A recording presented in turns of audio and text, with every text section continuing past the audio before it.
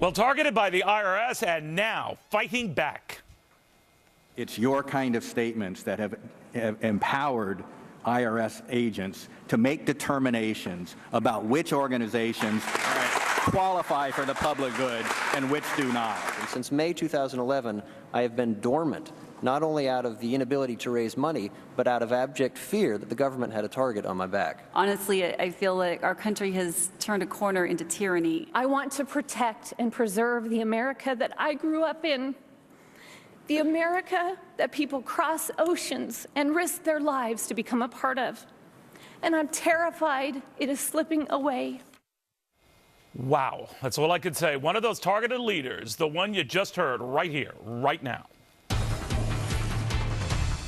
Welcome, everybody. Glad to have you. I'm Neil Cavuto, and today it was their turn to tell their side of the story. A half-dozen leaders of conservative groups testifying on Capitol Hill, clearing the air about a tax agency they say unfairly singled them out, as some Democrats tried to paint them as the problem. Becky Garrett of the Wetumpka, Alabama Tea Party, giving emotional testimony today. Her group was asked to fill out among those long lists of IRS questions and spent nearly 2 years fighting for tax-exempt status. Becky joins us now from Washington. Becky, you brought down the House, young lady. Man, oh man, riveting testimony. But you delivered a punch, and that was, we were punched unfairly, right? That's right. And it's funny, I hadn't even seen it yet, but as you were playing it, I got teary-eyed again, so. You know what was amazing? You were kind of going through this very surgically about what and how you were targeted. Refresh us, or those who didn't catch the whole testimony, what you went through. Well, we applied for our tax-exempt status in October of 2010. We did not hear anything for almost a year and a half when I got a letter stating that I had to fill out 90 items that they wanted to know about. 90 items, 90 yes. items, wow. After we had already filled out a complete application. Give me some examples of those items. Well, they wanted all of our donors' names, the dates they had given donations, and how much those donations were.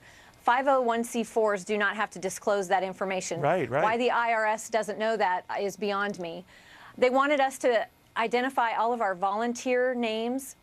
They wanted contact of all the forms of communication that we've ever had with any legislative body, including my own representative.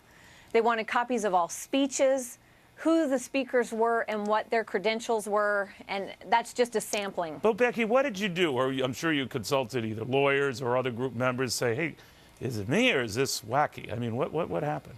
Well, fortunately, at the time I actually got my letter and really read through the questions, I was getting calls from other leaders across the nation that were getting the same types of letters.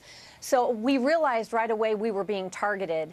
And I did not answer those questions to the IRS, but we received counsel from the American Center for Law and Justice, and they helped fight our case last year. All right. Did you ever get your tax-exempt status?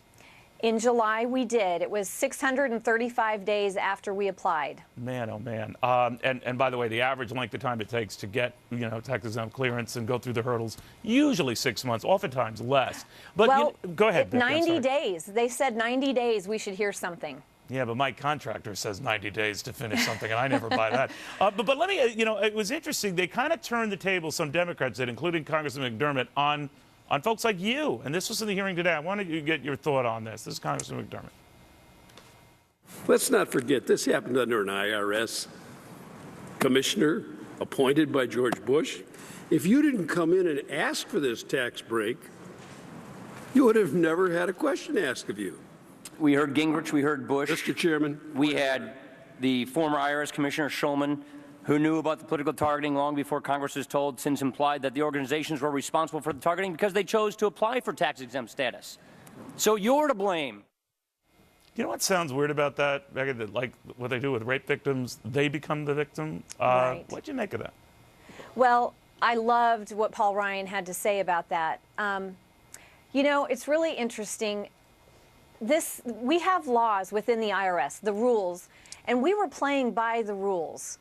We applied for our tax-exempt status because we thought that was the right thing to do. We wanted to be accountable to the government, accountable to our members, And we were trying to do the right thing. We fell within the boundaries. We were following the rules exactly like we were supposed to.